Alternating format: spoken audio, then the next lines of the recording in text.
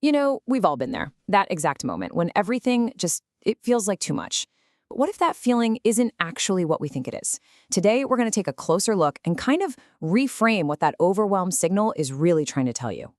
I mean, really think about it for a second. It's not always some big dramatic breakdown, right?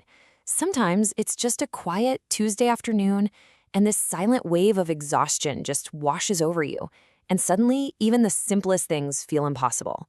Yeah, that feeling. That's exactly where we're going to start today. Okay, so how do you even know you're heading for that point of overwhelm?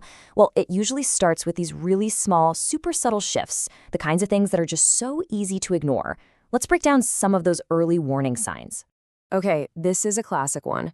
All of a sudden, just answering a simple email feels like you're trying to push a giant boulder uphill. It's that initial friction, where your brain feels like it's just wading through thick mud to get even the most basic things done.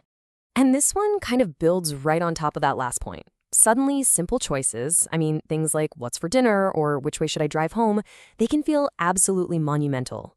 It's a huge sign that your brain's decision-making battery is just totally on empty. Your cognitive load is just maxed out. And, well, this is where it all starts to come together.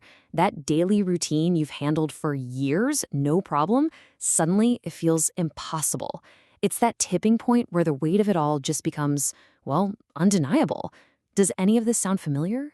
So where does this feeling even come from? Because here's the thing. It almost never just appears out of thin air. It's actually a quiet, really slow buildup of pressure that's often happening just beneath the surface, where we don't even notice it. Just look at this list for a second. Think of each one of these things as a little stone that you're adding to a backpack you carry around every single day.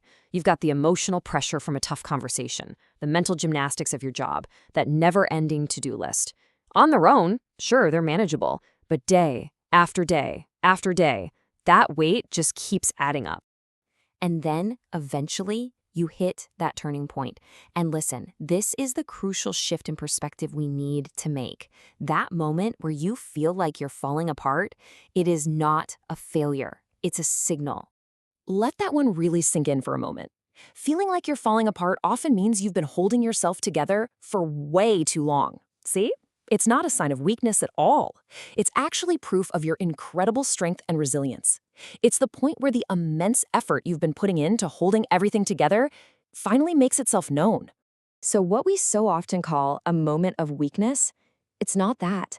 It's actually your mind and body sending out an SOS signal. It's your system communicating in the only way it knows how, saying, hey, the load is too heavy. We need a break.